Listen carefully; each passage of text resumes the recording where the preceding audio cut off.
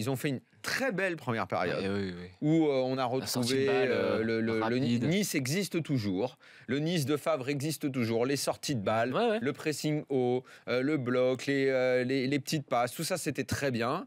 Et après, une sorte de décomposition du jeu.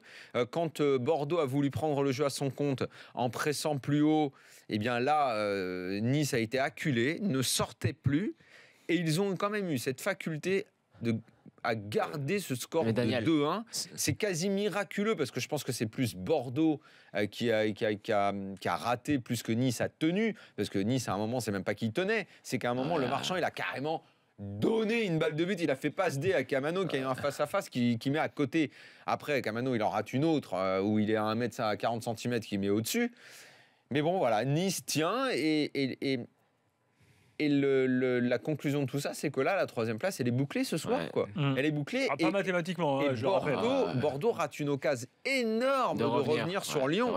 Parce que la quatrième place de Lyon, elle pouvait commencer à sentir un peu le moisi.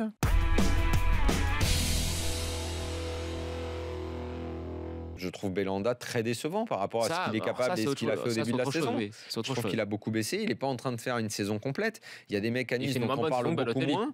Il y a des mecs dont on parle beaucoup moins qui sont à tous les autres postes meilleurs que ces deux-là, qui sont quand même censés être les vedettes. C'est les non-renforts. Moi, il y en a deux qui m'ont bien fait flipper ce soir, c'est Dante et le Marchand. Parce que Dante qui a fait des bons matchs en début de saison. Non mais Dante, attention, Dante, il te fait une de cagade. Mais je t'assure que c'est lui qui tient tout.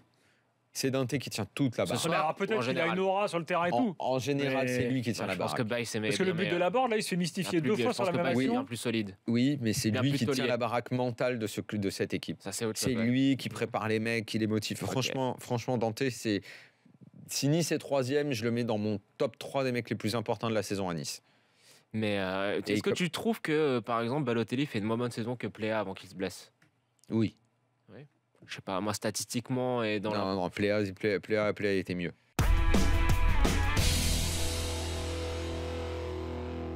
Donc on peut passer au match, et à ce match que j'ai rien compris de la part des Lyonnais. À 11 contre 10 à Rennes, pendant 85 minutes, cette prestation incroyable. Donc Memphis pas là, Fekir pas là. Donc bon, on a bien compris que Genesio en avait après Fekir, mais bon, de toute façon, fallait bien que ça arrive un jour, parce que Fekir, tout le monde sait que depuis des mois, bon, ok, il y a eu la blessure, ce qui était une vraie excuse, mais on sait très bien qu'il fait pas les efforts. On sait en plus qu'il ne peut pas jouer en 4-3-3. Ça, ce sont des experts et proches du club qui le disent. Il ne fait pas les efforts et il ne s'est pas construit pour jouer dans ce schéma-là. Donc ça veut dire qu'il faut faire un schéma pour lui, que ça n'existe plus dans le foot moderne, à moins d'être un crack de top niveau mondial. Donc il y a ce problème-là. Il y a Memphis qui joue pas. Je ne sais pas ce que fait Genesio, combien de joueurs il est en train de foutre en l'air.